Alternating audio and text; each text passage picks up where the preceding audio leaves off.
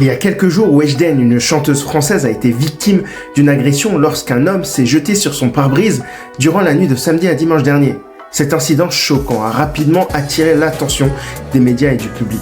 Weshden a partagé cette expérience en story sur les réseaux sociaux. Depuis, cet homme a été retrouvé et de nombreuses vidéos de lui circulent sur internet. L'incident a mis en lumière cet individu qui est désormais maintenant filmé de partout, suscitant une variété de réactions parmi les internautes. Je veux un... Attends, vas-y. Je veux un câlin. Oh non, je veux un câlin. Ah, libérez qui? Libérez de près. Libérez qui? Libérez.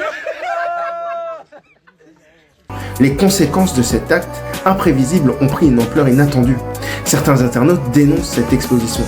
Une personne a exprimé son indignation en disant « Faire buzzer un mec qui a agressé une femme, c'est le summum de la misogynie, qu'il soit mentalement instable ou pas. » Ce commentaire reflète une frustration croissante face à la manière dont les incidents sont exploités sur les réseaux sociaux.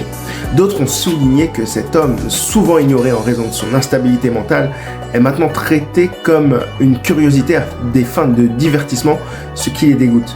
Cette situation met en évidence la cruauté involontaire qui peut résulter de l'attention médiatique. Un internaute a commenté que si cet homme vivait dans le sud, une personnalité comme Nasdaq, connue pour recueillir des personnes instables, aurait peut-être pris soin de lui. Cela montre qu'il existe des personnes prêtes à aider malgré les difficultés. Certains reprochent également à Nasdaq, qui fait des millions de vues sur Snapchat, en filmant des situations similaires, d'encourager ce type de comportement. Cette critique souligne les dangers de la quête de la viralité à tout prix. Sans le vouloir, Weshden a donc attiré une attention négative sur cet homme qui risque désormais de devenir une sorte de bête de foire médiatique.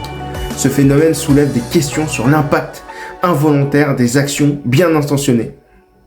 La situation soulève des questions éthiques sur la manière dont les réseaux sociaux peuvent transformer des incidents personnels en spectacles publics, souvent au détriment des personnes vulnérables. Dis-moi ce que tu en penses en commentaire.